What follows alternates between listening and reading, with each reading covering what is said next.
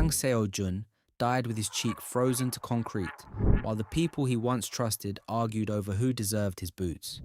The city around him was no longer a city. Seoul had become a white graveyard of buried cars, dead traffic lights, collapsed apartment towers, and frozen bodies curled beneath bus stops like discarded luggage. Snow had not stopped falling for 43 days. The wind cut through steel shutters. Gas lines were gone. Electricity came in thin, dying pulses. Food belonged to the violent. Heat belonged to whoever could defend it. Seo-jun had defended nothing. By then, he was only 27, but hunger had made his face older. His fingers were black at the tips. His ribs showed under 3 layers of stolen clothing. The last shelter that accepted him had thrown him out after someone accused him of stealing medicine. He had not stolen it. He knew who had. He had watched his former best friend, Park Jae-hyun, hide the pouch inside a heating duct while smiling like a victim. And when Seo-jun tried to speak, his girlfriend, Han Yu-ra, looked away. Not because she believed Jae-hyun, because Jae-hyun had food. That was the first lesson of the frozen world. Truth did not matter once people started choosing between morality and warmth. Seo-jun crawled behind a dead convenience store because he thought there might still be canned coffee under the broken counter. Instead, he found Jae-hyun's people waiting. 3 men from the Heat Gang, wrapped in stolen firefighter coats, carrying metal pipes and cheap hunting knives. Yu-ra stood behind them in a white padded jacket Seo-jun had bought for her before the apocalypse her face clean, her lips pale, her eyes refusing to meet his. Jae-hyun squatted in front of him and tapped his boot against Seo-jun's cracked knuckles. "You always looked down on me," he said, "even when you were being nice."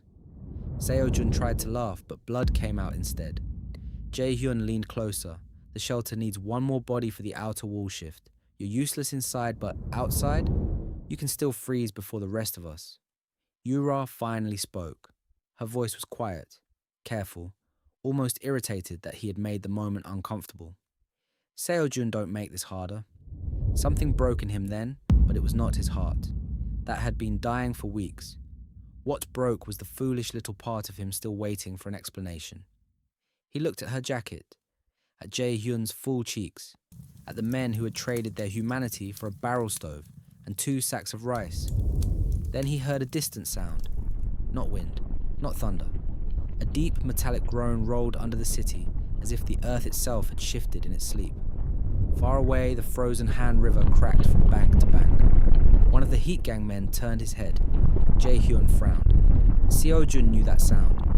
Everyone in the shelter had heard rumors about it. The final cold wave, the one that came after the sky turned grey at noon and the birds fell stiff from the air. A pressure drop so violent that windows burst inward. Temperatures so low, diesel turned thick as paste. People had called it nonsense until districts started disappearing overnight. Seo-jun smiled with split lips. Jae-hyun's face changed. "What's funny?" Seo-jun looked at Yu-ra for the last time. "You picked the wrong warm room."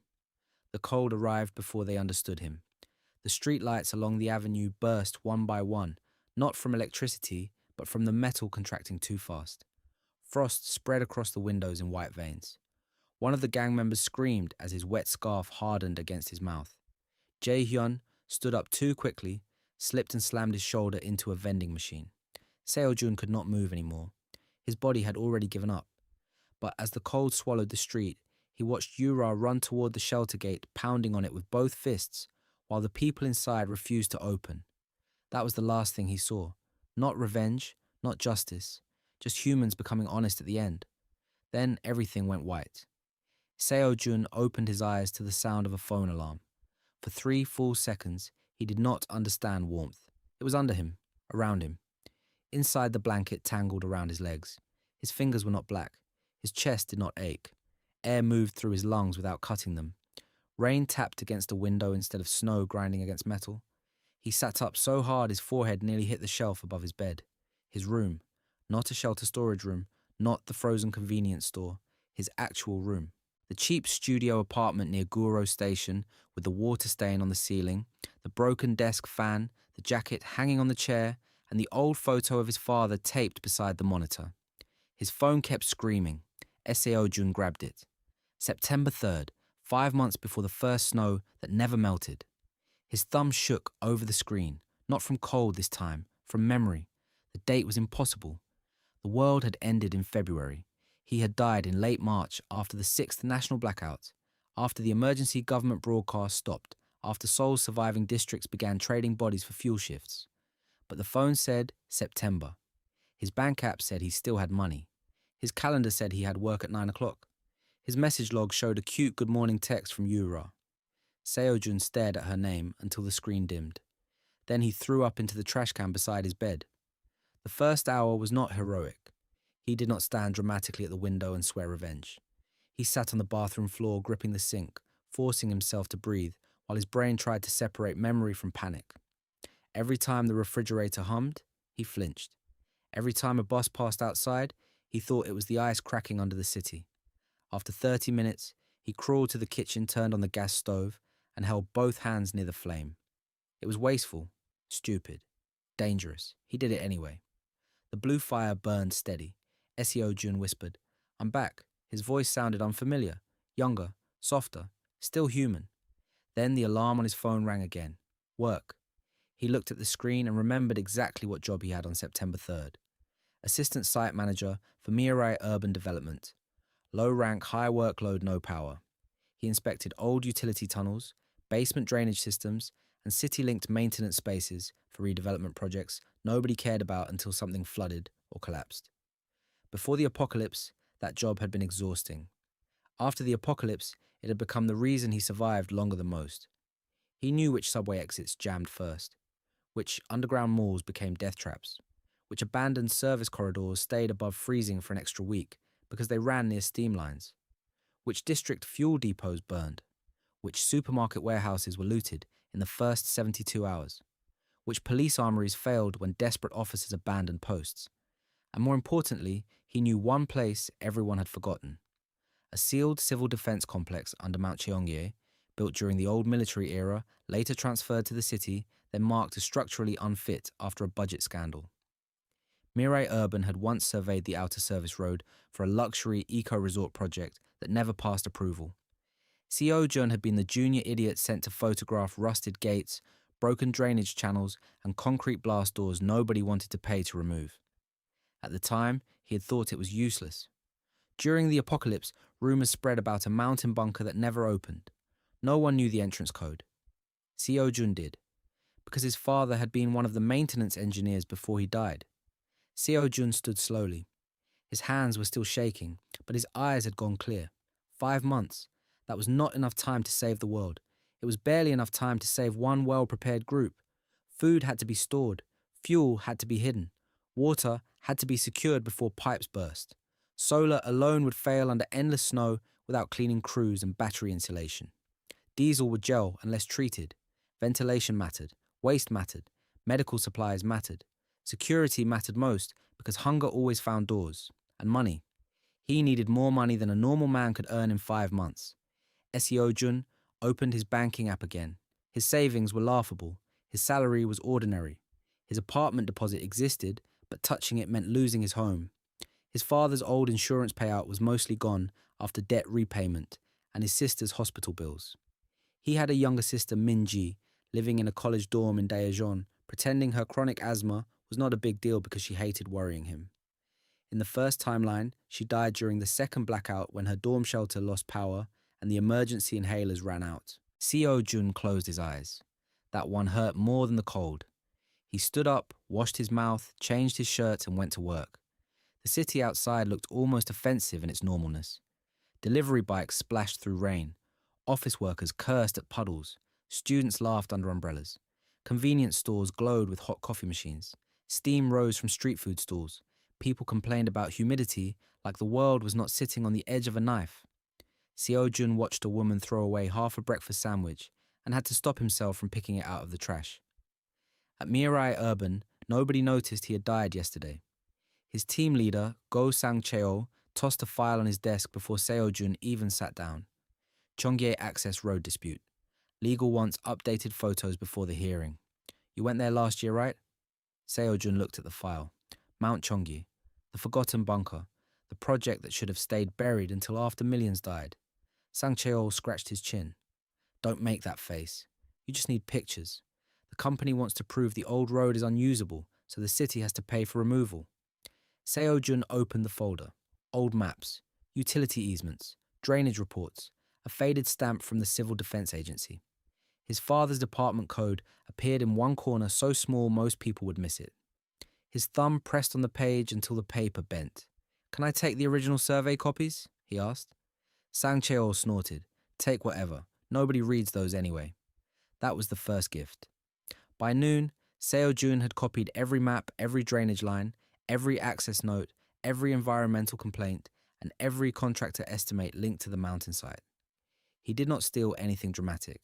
No hacking, no spy nonsense. Just paperwork left in dusty folders because companies were careless with things they didn't value yet. At lunch, Jae-hyun slapped him on the shoulder like they were brothers. "Seo-jun, why so serious? Yura said you ignored her morning text. You two fighting?" The old Seo-jun would have smiled and made excuses. He would have felt guilty. He would have worried about looking cold.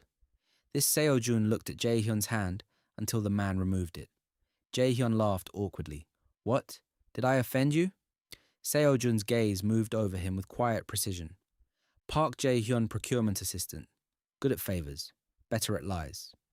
In the first timeline, he joined a shelter committee early because he knew how to move supplies. Then, he built influence by losing medicine and finding it for the right people.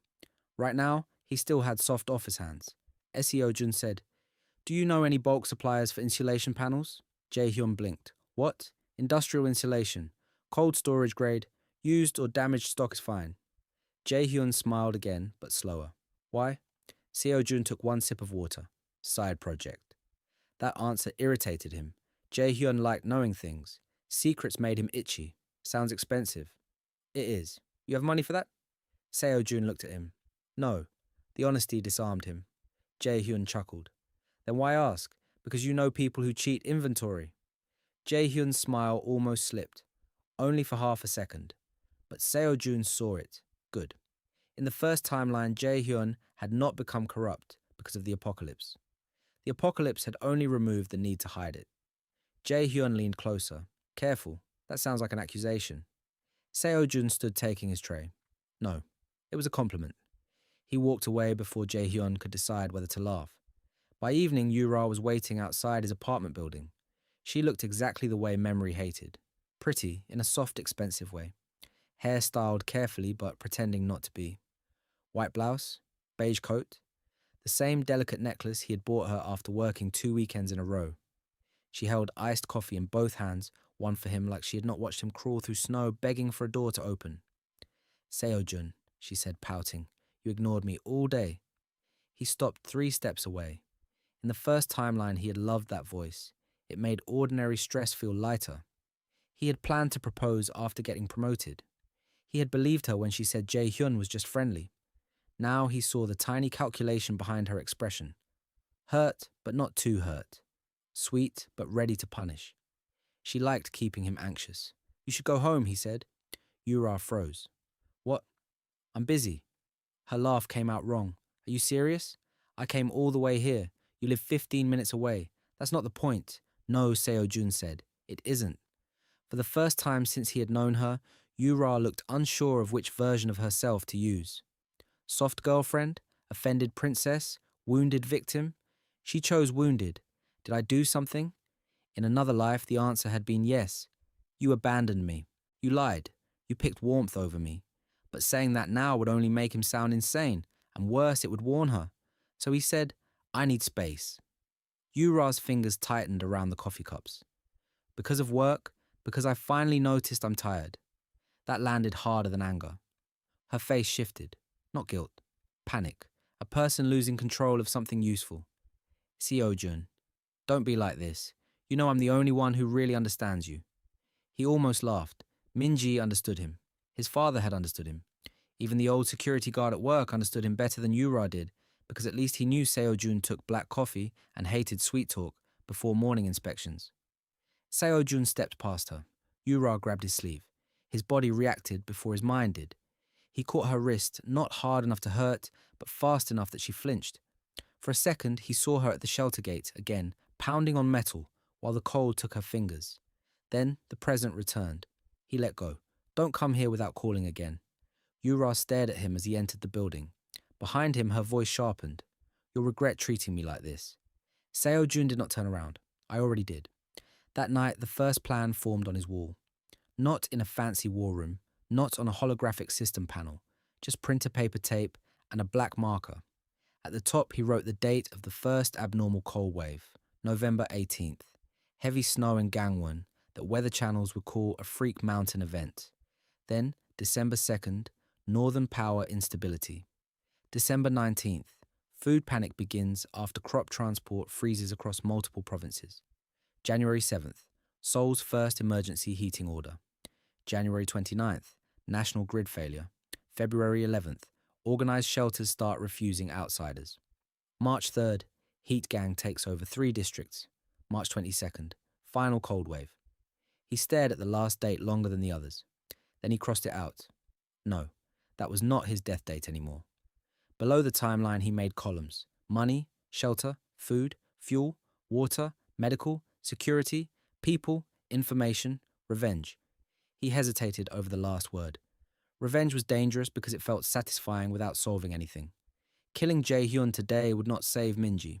Ruining Yura tomorrow would not stock a bunker. The dead version of him wanted blood. The living version needed insulation panels. So he crossed out revenge. Then he wrote, accounts to settle after survival is secured. That felt more honest. The next morning, Seo-jun liquidated everything that did not matter. He sold his gaming computer, his watch, his extra clothes, his camera, his electric scooter, and every unnecessary thing in the apartment. He cancelled subscriptions. He requested his apartment deposit back and accepted the penalty. He applied for a personal loan, then another, then a business line of credit under a maintenance consulting company he created in one night. His credit score would collapse later. That was fine. Banks did not collect debts after the Han River froze solid enough for trucks to cross. The harder part was making money without looking insane. Seo-jun remembered several market movements from before the apocalypse, but not enough to become a billionaire overnight. He knew a battery company would spike after a government energy storage announcement.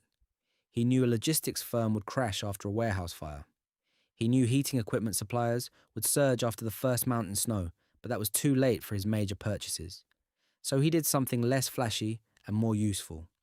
He called people Jae-hyun had once bragged about, used freezer warehouses, failed restaurant equipment auctions, factory overstock, old construction materials, rural diesel tanks, expired but still usable medical disposables, second-hand solar panels, retired shipping containers, warehouse shelving, dehumidifiers, water filters, cheap CCTV units, mechanical locks, wood stoves, propane cylinders, thermal blankets by the pallet. He did not buy everything at once. That would attract attention and raise prices. He placed small orders through different names, different storage sites, different delivery windows. Some items went to a rented warehouse in Incheon, some to a farm lot under a fake renovation contract, some to a friend of his father's old co-worker who still ran a scrapyard and did not ask questions if paid in cash. By the end of the first week, Seo-jun had debt maps, 2 warehouses of ugly supplies, and 3 missed calls from Yura. He also had a problem. The bunker under Mount Cheonggye was not abandoned. Someone had been maintaining the outer road. Seo-jun discovered it on a rainy afternoon when he drove a rented truck up the mountain service path. The gate still looked ruined from a distance, red with rust and half buried under vines. But the lock was new. The drainage ditch had been cleared recently. Tire marks cut through the mud. Not tourists, not hikers, heavy vehicles. Seo-jun crouched beside the tracks and pressed 2 fingers into the wet soil. The width matched municipal maintenance trucks, but the tread pattern did not. Private security vehicles maybe, or contractors. He looked toward the trees. In the first timeline, nobody opened this bunker. If someone had controlled it, why did they let people die outside? Simple, because it had never been meant for ordinary people. Seo-jun walked to the side access panel, hidden behind a cracked concrete marker. His father had shown it to him once when he was 13, back when he still thought old tunnels were exciting and fathers lived forever. The keypad cover was stiff. He forced it open. The panel still had power. That changed everything. He entered the old maintenance override, 0417, his mother's death date. His father had used it for everything, which was terrible security, and one of the few sentimental flaws the man allowed himself. The keypad beeped. Then the small service hatch unlocked. Seo-jun stood very still, not because it opened, because something inside moved. A camera lens rotated behind the darkness. He stepped back and lowered his cap. A speaker crackled above the hatch. Unauthorized access detected. Identify yourself. The voice was automated, but the system was not dead. Seo-jun's pulse slowed. Fear was useless. Information mattered. He leaned toward the panel. Kang Seo-jun, son of Kang Dae-shik, former maintenance engineer, civil defense asset, C-19. Silence. Then the speaker answered. Legacy identity recognized. Access limited. Main facility under private retention contract. Manual entry not advised. Private retention contract. Seo-jun's jaw tightened. So the government had not forgotten the bunker. It had quietly handed it to someone. Who holds the contract? The system did not answer. Of course it did not. He looked at the camera. Open the maintenance corridor. Legacy access permits inspection only. That's all I need. The hatch released fully. Inside, cold concrete stairs descended into darkness. Seo-jun took one step, then stopped. In the old timeline, reckless entry got people killed. He had no weapon, no backup, no guarantee the system would not lock behind him. So he did not go in. He took photos, he copied the panel serial number, he recorded the warning. Then he closed the hatch and returned to the truck. The bunker was real, and someone rich had already claimed it. Good. That meant part one of his plan had changed. He no longer needed to build a fortress from nothing. He needed to steal back the one his father had helped maintain. The owner revealed himself 3 days later. Not directly. Rich men rarely did. The first message came through work. Team leader Sang Cheol called Seo-jun into a conference room where a legal manager and 2 men in dark suits waited with untouched coffee. On the table lay the Cheonggye survey file. The legal manager smiled politely. Seo-jun, did you visit the Mount Cheonggye site this week? Seo-jun sat down. Yes. For company business? The access road dispute. One of the suited men opened a tablet. You attempted to enter a restricted facility. Seo-jun glanced at him. Restricted by whom? The room cooled in a way that had nothing to do with temperature. The suited man smiled without showing teeth. That area is under private development review. Your access created a security alert. Seo-jun leaned back. Then your security team should update the city registry. The facility is still listed under old civil defense maintenance classification. The legal manager's smile twitched. He had not expected the junior site manager to know that. The second suited man spoke. Older, calmer, more dangerous. Mr. Kang, this is not a disciplinary meeting. We simply need any copies you made of site documents, photos, or digital records. Why? Because outdated infrastructure information can be misused. Seo-jun looked at the file, then at the men's shoes. Expensive, too polished for field security. Corporate containment, not contractors. Who do you work for? The older man placed a business card on the table. Haerin Group. Seo-jun knew the name. Everyone did. Energy, logistics, construction, private security, food distribution, medical supply chains. In the first timeline, Haerin trucks still moved during the first month after the freeze, escorted by armed men while public roads died. Their chairman later appeared in a government emergency broadcast, standing beside ministers, promising national coordination. 3 weeks after that broadcast, Haerin shelters stopped accepting anyone without corporate clearance. Seo-jun picked up the card. The name printed on it was Choi Moo-seong, Director of Strategic Risk, not the top boss, high enough to threaten people quietly. Choi said, hand over the materials, sign a confidentiality agreement, and this ends as a misunderstanding. Seo-jun asked, what if I refuse? Sang Cheol looked at him like he had stepped into traffic. Choi's expression barely changed. Then your company may need to review whether you exceeded your authority. The police may also need to discuss unlawful access. Reasonable, clean, legal pressure first, no stupidity. These people knew how to own things without looking like thieves. Seo-jun nodded slowly. Then he smiled. Director Choi, do you know what my father did for that facility? Choi's eyes sharpened. There it was. A small crack. Seo-jun continued. He maintained the lower ventilation shafts after the 2002 flood. He also filed 2 safety complaints about unauthorized storage in the West Service Wing. If your group has a private retention contract, I assume you resolved those hazards before claiming operational control. The legal manager stopped smiling completely. Seo-jun did not know if the hazards still existed. He remembered the complaint codes from his father's old notebooks.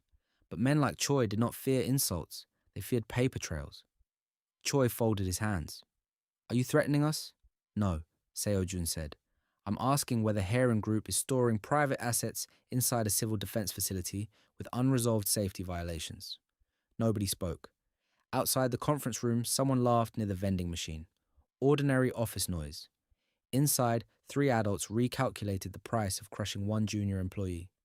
Choi finally said, "What do you want?" That was the first satisfying moment of Seo-jun's second life. Not revenge, leverage. He placed the business card back on the table, a subcontract. Sang Cheol almost choked. Seo-jun ignored him. Mirai Urban already has the access road survey. Haerin wants the site quiet. I can produce an updated structural risk report that supports limited private remediation without public attention. In exchange, my new company gets disposal rights to abandon non-sensitive materials from the outer maintenance areas. The legal manager frowned.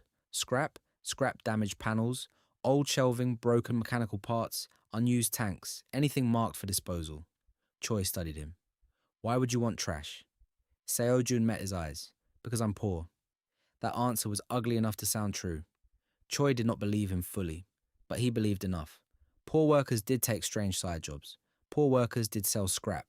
Poor workers did not usually play 3 legal angles in one conversation, but grief could make people strange, and Choi knew Kang Dae-shik's name now. That made immediate force inconvenient. Submit the proposal, Choi said. Seo-jun stood. I already did. He slid a printed document across the table. Sang Cheol looked like he wanted to disappear. Choi looked at the first page, then the second. The proposal was clean, boring, and useful. It gave Haerin a way to legalize restricted maintenance through a tiny subcontract nobody would care about. It gave Seo-jun access to outer areas without granting him control. And it gave him time. Choi closed the document. You prepared this before the meeting. I guess someone would ask for my photos. For a poor man, you plan quickly. Seo-jun picked up his bag. For a rich company, you left a civil defense gate on public registry. That was reckless. He knew it the second he said it. Choi's gaze hardened, but he did not stop him. Not yet. That night, Seo-jun received 2 messages. The first was from Yu-ra. Are you really going to keep ignoring me? Jae-hyun said you've been acting weird. I'm worried. The second was from an unknown number. You are touching doors that should stay closed. Take the subcontract. Sell the scrap. Forget the rest. Seo-jun stared at the unknown message for a long time. Then he saved the number under a new contact name, Future Enemy 1. He did not reply. Instead, he called Minji. She picked up on the 4th ring, breathless. Oppa? Is something wrong? His throat tightened before he could stop it.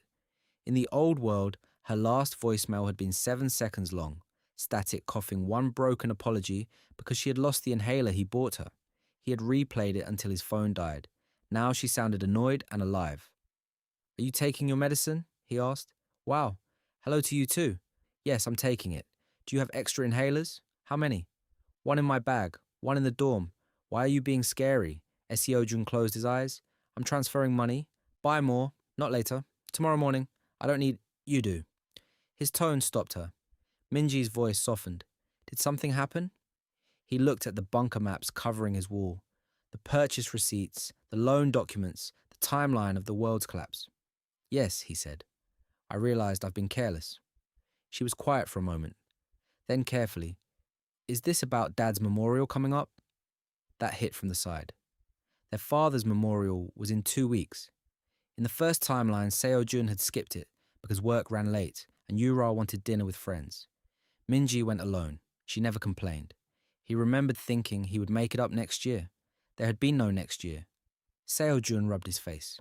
I'll come this time, he said. Minji laughed softly, suspicious, but pleased. You better. I'm tired of pretending I know how to pick good flowers. After the call ended, Seo-jun sat in silence. That was the danger of coming back. The dead were not dead yet. The guilty were not guilty yet. The innocent still laughed on phone calls. Every choice felt like carrying glass through a burning house. The next 2 weeks moved like a knife fight. By day, Seo-jun acted normal enough to keep his job while quietly redirecting information. By night, he built a survival network from ugly little transactions nobody glamorous would notice. Retired plumbers, warehouse auction clerks, a mechanic who could rebuild diesel generators, a nurse suspended for punching a hospital administrator, a butcher who knew rural cold storage, a former army sergeant selling security equipment after his training business failed. He did not tell them the apocalypse was coming, not yet. People did not believe the end of the world when the weather was mild and chicken delivery still arrived hot. They believed contracts, deposits, wages, and specific tasks. So Seo-jun hired them for a remote cold chain research facility. It sounded boring. Boring was useful. The mechanic Ma Dong-sik was the first to question him properly. He was 53, built like an old refrigerator, with hands scarred from engines and a voice that always sounded disappointed. You're buying 3 diesel generators, 2 backup alternators, battery banks, and enough fuel treatment to run a mountain motel through winter, Dong-sik said, squinting at the order sheet. This is not research. This is either smuggling or paranoia. Seo-jun handed him coffee. Can you make them run in sub-zero conditions? Dong-sik snorted. Anything runs if rich idiots pay enough. I'm not rich. Then you're a poor idiot. Worst kind. Seo-jun liked him immediately. Double pay if you don't ask questions? Dong-sik took the coffee. Triple if I find out I'm working for a cult. No chanting. Good. I hate unpaid chanting. Dong-sik became the first real piece of the fortress. Not loyal, not yet, but competent. Competence was rarer than kindness after collapse. The nurse came next. Yoon Haerin arrived at the warehouse wearing a black windbreaker, no makeup, and the expression of someone already tired of everyone in the room. She had been recommended by a medical supply dealer after Seo-jun asked for someone who understood emergency triage and did not panic around blood. You want medical stock organized? She asked. Yes. For what kind of facility? Cold chain research. She looked at the thermal blankets, water purification tablets, antibiotic splints, burn gel, portable oxygen, concentrators, surgical lamps, and boxes of inhalers. Your research gets stabbed often. Seo-jun did not smile. Can you build a 6-month emergency clinic from this? Her eyes changed slightly. Not impressed. Interested despite herself, with missing items. You need more antibiotics, more sterile gauze, actual controlled storage backup power for oxygen units, and a better inventory system. Also, half these sellers overcharged you. Make a list. You have a doctor? Not yet. Then don't call it a clinic. Call it a place where people die slightly slower. Seo-jun nodded. That's still better than outside. Haerin studied him for a few seconds. You always talk like that? Only recently. She took the clipboard. Fine. I'll fix your dying slower room. The fortress gained a medic. Meanwhile, Jae-hyun grew curious. He started with friendly questions, then jokes, then small traps, asking where Seo-jun was staying after leaving his apartment, asking why he needed supplier contacts, asking whether Yura had upset him, offering to help with procurement. Seo-jun gave him scraps, enough to keep him looking in the wrong direction. He let Jae-hyun believe there was a resale scheme involving insulation panels and rural warehouses. Jae-hyun could not resist money he had not earned. On September 23rd, he made his move. Seo-jun, Jae-hyun said, sliding into the seat across from him at a late-night barbecue restaurant.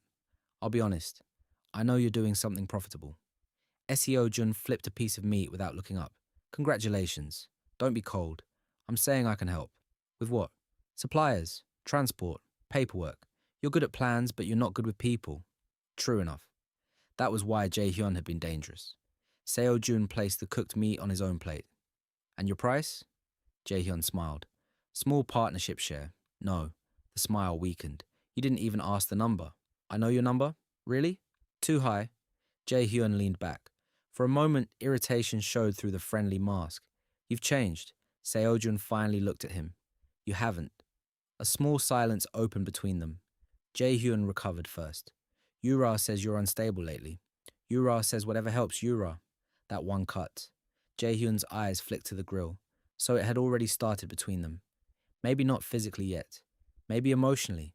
Maybe just the familiar little betrayal before the bigger one. It did not matter. Seo-jun had no interest in investigating old wounds before they formed. Jae-hyun lowered his voice. Careful, Seo-jun. When people act strange, others start checking what they're hiding. There it was, the threat. Seo-jun chewed slowly, then wiped his mouth. Then check. Jae-hyun blinked. Seo-jun took out a folder and slid it across the table. Inside were fake invoices, fake warehouse addresses, and a fake supplier chain leading to a batch of damaged insulation panels, supposedly bought under market value. It was convincing, because most of it was real. The warehouse existed, the panels existed, the resale opportunity existed. It was just small, messy, and barely profitable. Jae-hyun opened the folder despite himself. Seo-jun watched greed do what greed always did. It narrowed the world. "You're flipping cold storage materials?" Jae-hyun asked. "Trying to. This is not bad. It's boring. Boring money is still money." Seo-jun stood and put on his coat. "Then take it." Jae-hyun looked up. "What?" "I need cash faster. You want in? Buy the stock from me. 15% markup. You resell through your people. Keep the rest." Suspicion returned. "Why would you hand it over?" "Because I have a bigger problem." "What problem?" "Haerin." That name changed the conversation. Jae-hyun knew enough to be afraid and ambitious at the same time. Seo-jun continued. "They're squeezing my subcontract. I need clean money now, not theoretical profit later." Jae-hyun looked back at the folder. Seo-jun could almost see the calculation. A distressed friend, a quick resale, a chance to feel smarter, a chance to step into whatever Seo-jun had started. By midnight, Jae-hyun agreed. By morning, he had drained most of his emergency savings and borrowed money from 2 co-workers to buy the fake batch.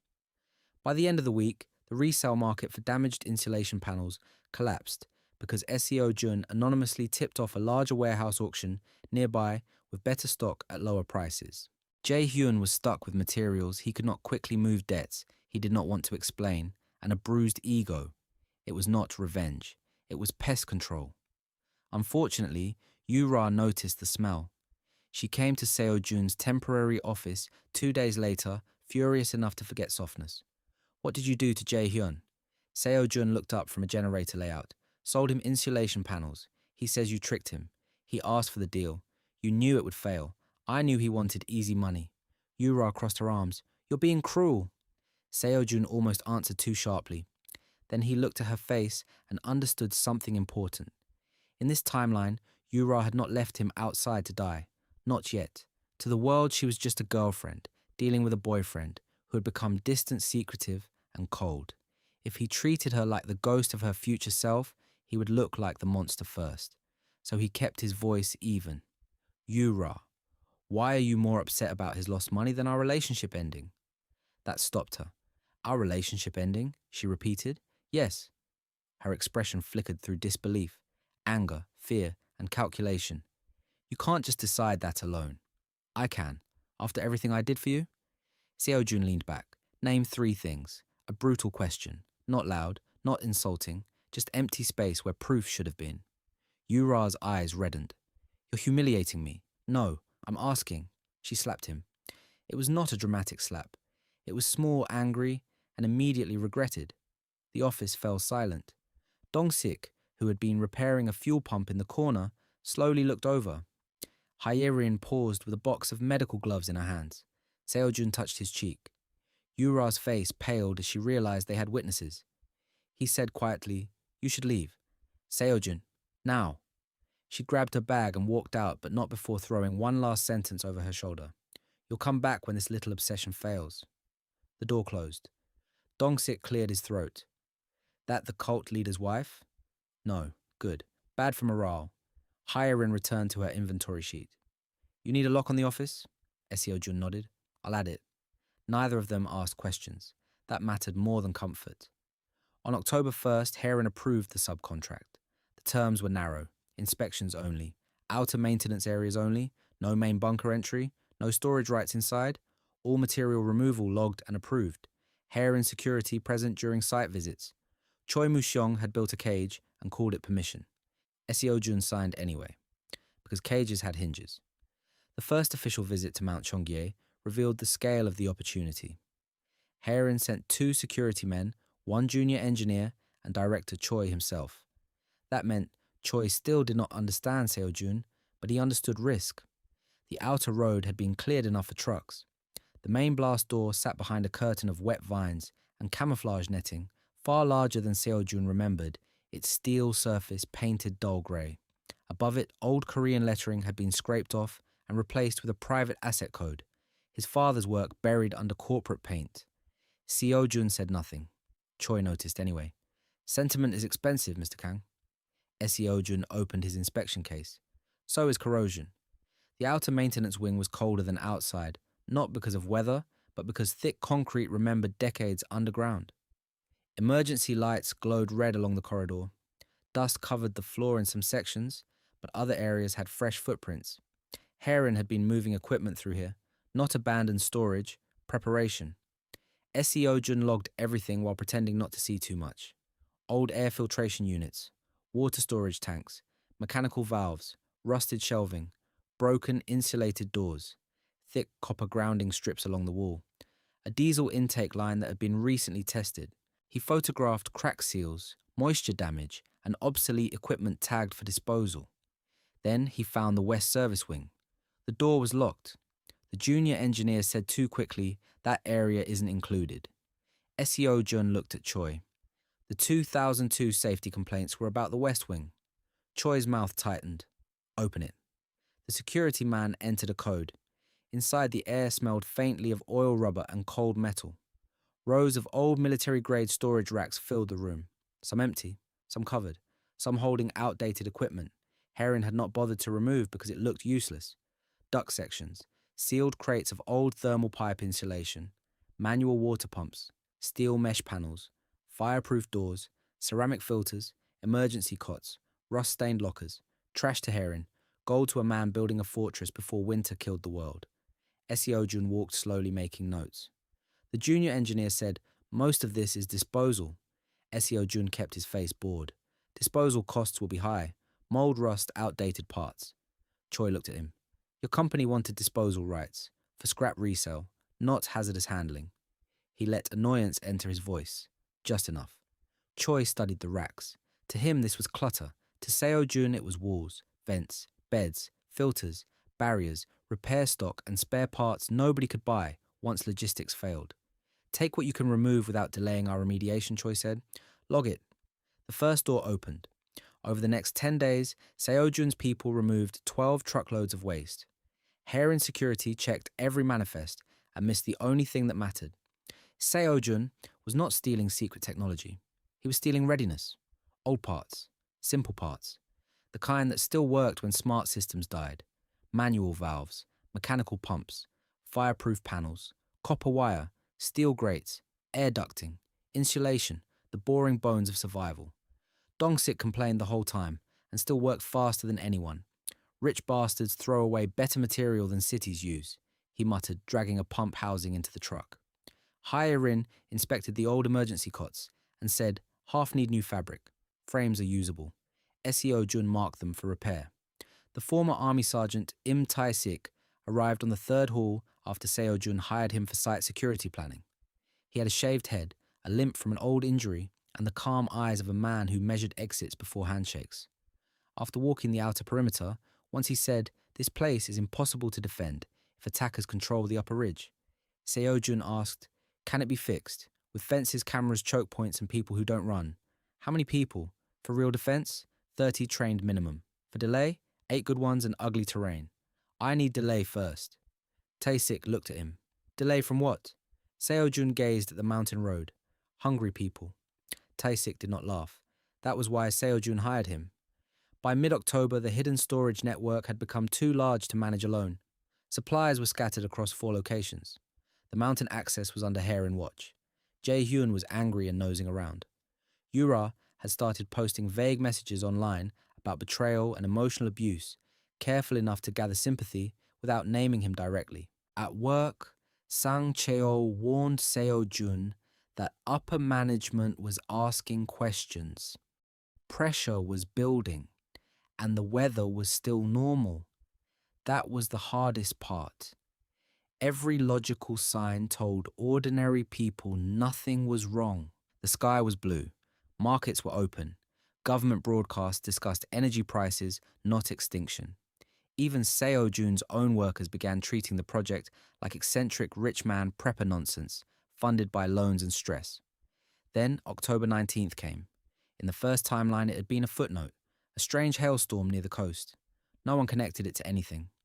Weather channels joked about climate weirdness for one evening, then moved on. Seo-jun did not. He gathered Dongsik, Haerin, Taesik, and 2 logistics hires inside the Incheon warehouse.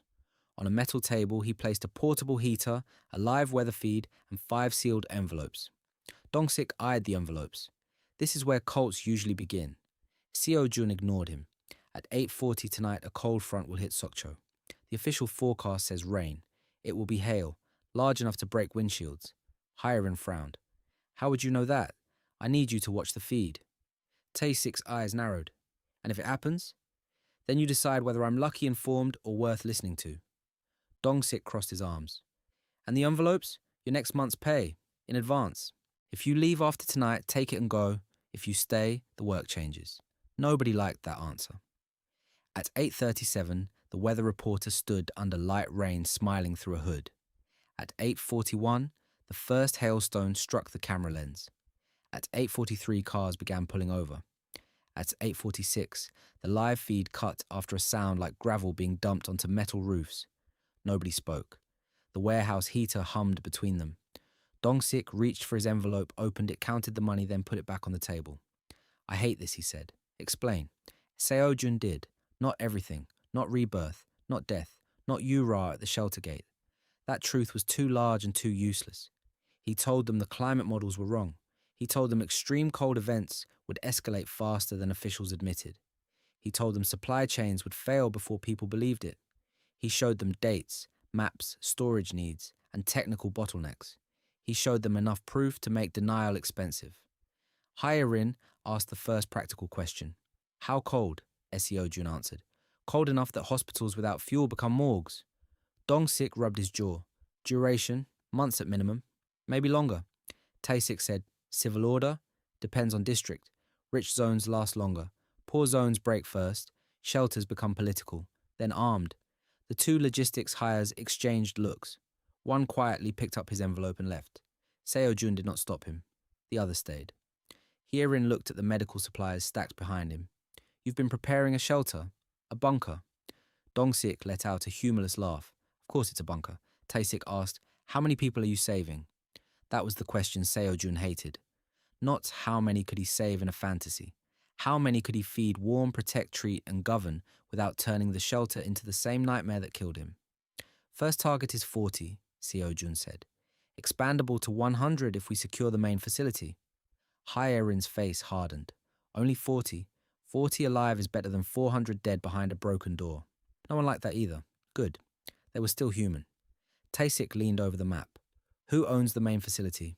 Haerin Group, Dongsik muttered. Of course rich bastards own the apocalypse too. Seo-jun tapped the mountain layout. Not for long. That was the moment they became more than contractors. Not loyal followers, not friends, not yet, but witnesses. And witnesses were harder to discard. 3 days later, the first public ripple hit. Clips of the Sokcho hailstorm spread online. People joked, insurance companies complained. Weather channels called it rare but explainable. Seo-jun watched the comments carefully. Most people dismissed it. A few panicked. A smaller group began searching for winter supplies. Among them was a live streamer named Baek Min-ah. She had survived 6 months in the old timeline by building an online emergency community before the networks died. In that world, she became a rumor, the woman who warned people which shelters were safe, which roads were blocked, which gangs were wearing stolen rescue uniforms. Seo-jun had never met her, but her broadcast had guided him twice. Now, before any of that, she was a small disaster preparedness creator with 38,000 subscribers and a comment section full of men calling her paranoid. Seo-jun sent her an anonymous package. Inside were weather notes, supply chain predictions, and one line written on paper. Watch November 18th. If the mountain snow reaches the highway before dawn, stop trying to convince everyone. Start organizing the few who listen. He did not expect an immediate response. He got one anyway. That night, Minna went live with the paper held between 2 fingers. Someone sent me this like a horror movie warning, she said, half amused, half unsettled. I'm not saying I believe it, but some of the logistics notes are annoyingly specific. Her chat laughed. Then a verified account joined. Han Yura. Seo-jun almost missed it. Yura wrote, "Some people fake emergencies because they need attention. Be careful who you trust." It was a small comment, petty, personal. But the timing was bad. Mina saw it. So did others. A few users asked what she meant. Yura did not answer directly. She did not need to. Suggestion was cleaner than accusation. Seo-jun stared at the screen. Yura had found the edge of his shadow. Not the bunker, not the plan, just enough to smell a secret and poison the air around it. A minute later, Jae-hyun messaged him. "You really think buying blankets and scaring women online makes you special?" Seo-jun did not reply. Then another message arrived from future enemy 1. "Your personal life is becoming noisy. Control it or others will." Choi knew. Not everything, but enough to watch. The board had more players than Seo-jun wanted earlier than he hoped. On October 26th, Haerin made its first real move. They terminated the disposal portion of the subcontract. The official reason was safety compliance. The real reason was simple. Choi had realized Seo-jun valued the waste. Not why, but enough to stop giving it away. Worse, Haerin scheduled accelerated sealing of the west service wing within 2 weeks. Once sealed, Seo-jun would lose access to the old materials, side corridors, and maybe the only route that could bypass the main blast door. He read the notice twice. Then he smiled. Because Choi had made one mistake. Accelerated sealing required outside contractors. Outside contractors required inspections. Inspections required city approval. And Seo-jun had spent the last month becoming the only person with a clean, recent, boringly legal file on the site's unresolved safety issues. He went to the city office the next morning, not to beg, not to expose Haerin dramatically. He filed a narrow complaint about improper hazard sealing near legacy drainage infrastructure. He attached old complaint codes from his father's records, current photos, moisture readings, and a professional note stating that sealing without drainage inspection could cause pressure buildup and downstream contamination. It was not a heroic move. It was paperwork. That made it harder to kill. By Friday, a minor city inspector named Oh Pil-soo called Haerin, requesting a temporary pause. By Monday, Choi requested a private meeting. They met at a hotel lounge where the coffee cost more than Seo-jun used to spend on dinner. Choi sat by the window, perfectly calm with Seoul, glowing behind him like a city that still believed in electricity. "You are becoming inconvenient," Choi said. Seo-jun sat across from him. "I filed a safety complaint. You weaponized bureaucracy. You privatized a civil defense facility." Choi's expression did not change, but his fingers paused on the coffee cup. Careful. Seo-jun looked directly at him. No, that was the difference between them. Choi was powerful because the world still had rules that protected powerful men. Seo-jun had seen those rules freeze and crack. He respected paperwork. He did not worship it. Choi leaned back. "What do you think happens if you keep pushing? Your sealing schedule gets delayed. And after that? I inspect the drainage corridor. And after that?" Seo-jun smiled faintly. "Depends what I find." Choi's eyes sharpened. For the first time, irritation touched his voice. "You have no idea what that facility is for." Seo-jun answered. "Neither do the people who will die outside it." Silence settled between them. Choi studied him for a long moment. "You sound like your father." Seo-jun's hand tightened under the table. Choi noticed. Of course he did. He was stubborn too, Choi continued. Talented. Poor sense of survival. Seo-jun's voice dropped. "You knew him?" "I know many dead men." That was not an answer. It was a hook sunk into flesh. Seo-jun wanted to ask. He did not. Choi had offered bait, and grief made bad fishermen drown. Instead, Seo-jun stood. "I'll see you at the inspection." Choi looked up at him. "Mr. Kang," Seo-jun paused. "The coming winter will be difficult," Choi said quietly. "Some people are preparing for discomfort, some for profit. A very small number are preparing for continuity. You are not in that number." Seo-jun smiled without warmth. "I died outside your continuity." Then he walked away. It was a mistake, not the sentence, the emotion behind it. Choi's face changed just enough before Seo-jun left the lounge. Not fear, recognition that Seo-jun's knowledge might not be normal. From that moment, Haerin stopped treating him like a greedy scrap thief. They began treating him like an unknown leak. 2 days later, Seo-jun's warehouse in Incheon was broken into. The thieves were not random. Random thieves would have taken expensive tools, generators, maybe copper wire. These men opened labeled boxes, photographed inventory, cut open medical supply cartons, checked fuel treatment containers, and left tracking dust near the loading bay. Tae-sik found it before sunrise. He held up a small black device between tweezers. GPS tag, cheap shell, professional placement. Dong-sik swore under his breath. Haerin checked the medical boxes with controlled anger. They contaminated sterile supplies. Seo-jun looked at the damaged cartons. This was the cost of being noticed. He did not shout. He did not promise revenge. He made calls. By noon, all critical supplies moved to secondary storage.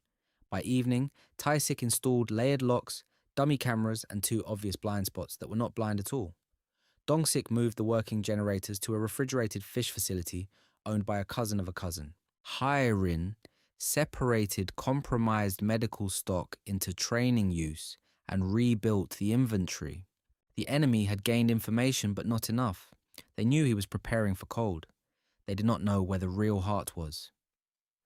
That night, Seo-jun finally visited his father's memorial with Min-ji.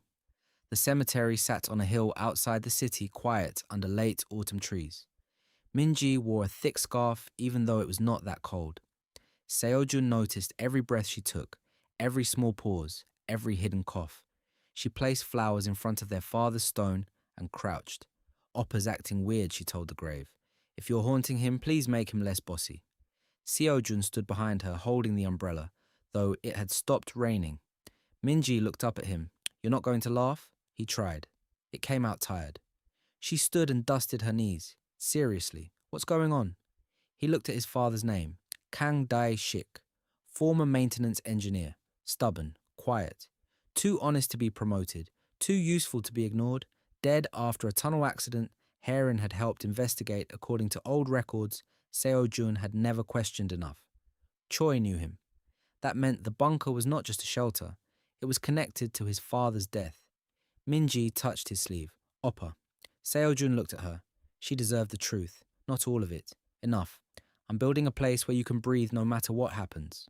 She blinked. That sounds expensive. It is. And dramatic. Also true. Are you in trouble? Yes. Her face changed. He expected fear. Instead, she looked angry. Why didn't you tell me? Because I wanted you safe before I made you scared. That's not how family works. He had no defense for that. Min-ji hugged herself against the wind. I'm not useless because I'm sick. I know. Do you? He looked at her properly then. Not as the sister he failed to save. Not as the ghost from a dawn blackout. As Min-ji, 19, stubborn, smart, alive and furious that he had decided her role for her. The old Seo-jun would have protected her by hiding things. That had not saved her. He took out his phone and showed her the supply map. Her eyes moved over the labels. Food, fuel, medical, Cheonggye, Haerin, dates. She read silently for nearly a minute. Then she whispered, You're not joking. No. How bad? He looked at the darkening sky. Bad enough that I need you to transfer schools, move closer, and help me build a system that can track people medicine, food, and room assignments without internet. Min-ji stared at him. Then she said, You need a database. Seo-jun almost laughed for real. She was studying information systems. In the first timeline, he had remembered only her asthma. He had forgotten her brain. Yes, he said, I need a database. And rules. If you're taking people in, you need rules before people arrive. Not after. Yes. And backup paper records. Yes. And if this is real, you're terrible at asking for help. He looked at their father's grave. That part might be genetic. Min-ji wiped her eyes, quickly annoyed at herself. Fine, I'll help. But if this is a mental breakdown, I'm telling Auntie. I can accept that. No, you can fear it. She still thinks beating people with a slipper is medical treatment. For one small moment, the world felt less doomed. Then Seo-jun's phone buzzed. An email arrived from an address he did not recognize. Subject, Kang Dae-shik, final maintenance log. Seo-jun opened it. There was no message body, only one attached audio file and a scanned map of the Cheonggye facility. Not the public map, the deeper one. His father's handwriting marked a lower section beneath the main bunker, an area labelled in faded English. Thermal Reserve Corps. Min-ji leaned closer. What is that? Seo-jun's mouth went dry. In the first timeline, every shelter died because heat ran out. If this map was real, Mount Cheonggye had not just been a bunker, it had been built over a geothermal reserve, a heat source, a permanent one. Before he could play the audio, another message arrived. Unknown sender. Your father died because he opened the wrong door. Do not repeat him. Seo-jun looked at the cemetery gates. A black sedan idled across the road, its windows tinted, engine running. Minji saw it too. Her voice dropped. Oppa, who is that? The sedan's headlights turned on. Seo-jun put one hand on her shoulder and moved her behind him. For the first time since waking up in the past, the cold he felt had nothing to do with winter, because the apocalypse was still months away. But someone had already started hunting the only man preparing to survive it. The black sedan did not move at first. It simply waited across the cemetery road with its headlights burning through the thin evening mist, engine low windows, dark positioned where it could see the cemetery gate, the parking path, and the narrow road leading back down the hill. Seo-jun counted all of that before Minji finished asking who it was. One car, he said quietly. Probably two inside. Maybe three. Minji looked at him. How can you tell? Weight sits low in the back. His voice had no panic in it. That scared her more than panic would have. The brother who used to forget umbrellas and apologize for late replies was now looking at a possible threat the way someone might inspect a broken lock. Seo-jun did not drag her toward his car. He did not run. Running would tell the sedan they had control of the scene. Instead, he opened his phone, turned the screen away from the road and sent one message to Tae-sik. Cemetery, black sedan, possible tail. Do not approach directly. Confirm plate. Then he called a taxi. Minji whispered, our car is right there. I know. Then why? Because if that car follows ours, they learn where we parked, what route we take, and maybe where you're staying. She went quiet. Seo-jun looked down the hill. If they follow a taxi, they only learn. I noticed them. The sedan's driver door opened. A man stepped out wearing a black coat and leather gloves. Not a gangster. Too neat. Not a policeman. Too private. He adjusted his collar, glanced once at Minji, then walked toward the cemetery gate with the calm of a man who expected civilians to freeze in place. Seo-jun did not wait for him. He took Minji's wrist and guided her toward the caretaker's office beside the memorial hall. Not fast, not slow, just deliberate. The man called out Mr. Kang. Seo-jun kept walking. Your father left behind things that belong to other people. That stopped Minji. Seo-jun's grip tightened once, a warning. She understood and moved again. The man's voice hardened. You are putting your sister in danger. Seo-jun stopped at the office door, turned halfway and looked back. There was no rage in his face. That was the first thing the man misread. He thought Seo-jun was suppressing fear. He was not. Seo-jun was sorting the man into a category. Messenger, surveillance asset, not decision maker, useful only if followed backward. You came to a cemetery to threaten a dead man's children, Seo-jun said.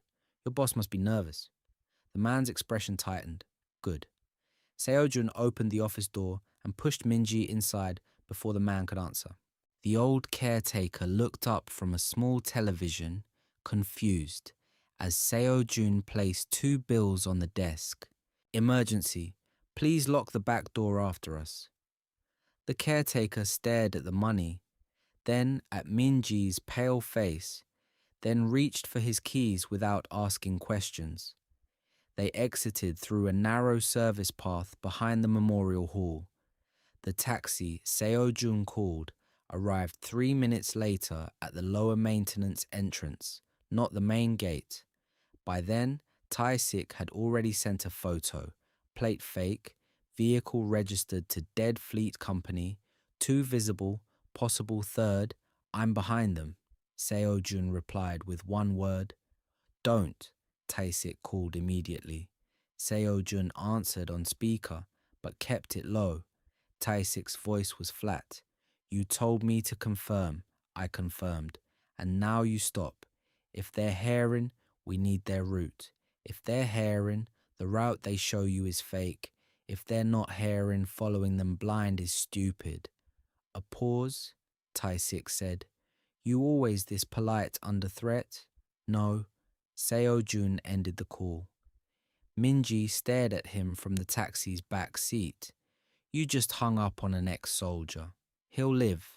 That man knew about Dad, yes. And you're acting like this is normal. Seo-jun looked out the rear window. No sedan yet, but that meant nothing. Minji listened carefully. From now on, you don't go back to your dorm alone. You don't post your location. You don't answer unknown calls. If anyone mentions Dad me hair in the bunker or the word thermal, you record first and react later. Her face tightened at the word bunker. You said this was about winter, it is. Then why does it sound like Dad died because of it? Seo-jun looked at her properly. He could lie. It would be easier. It would also make her weaker. I don't know. Yet, he said. So we assume the worst. That was the new Seo-jun. No comforting guesses. No soft promises. Unknown meant threat until proven otherwise. The taxi took them to a crowded shopping district first. Seo-jun paid in cash, walked Minji through a department store, changed floors twice, exited through a basement supermarket, then took another cab to a small service apartment he had rented under a business name 2 days earlier. Minji watched every step, not complaining once. When the door finally locked behind them, she put her bag down and said, "You didn't rent this today? No, you already planned for me to need a safe place. Yes, and if I refused to help, I still would have moved you." She laughed once, but there was no humor in it. That's not protection, that's kidnapping with better furniture. Seo-jun removed a sealed envelope from the kitchen drawer and placed it on the table. Inside were a prepaid phone, a transit card, 2 inhalers, emergency cash, and a printed list of rules.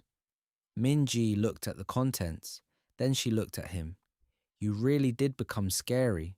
Seo-jun's expression did not change. Good. I was useless when I was kind. That shut the room down.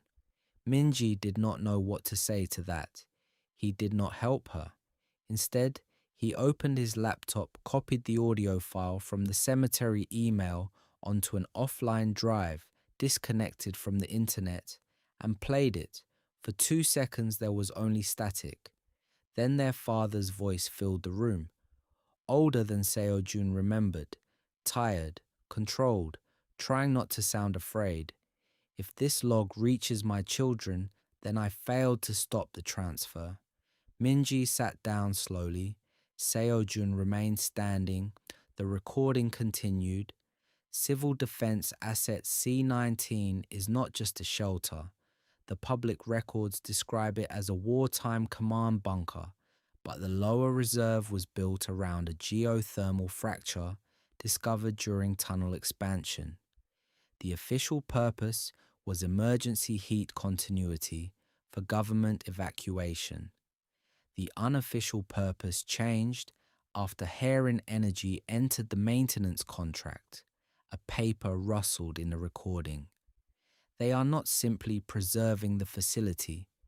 They are privatizing survival infrastructure, food, medical storage, heat routing, water recovery, communication shielding, enough for thousands if opened properly, enough for a few hundred elites if sealed.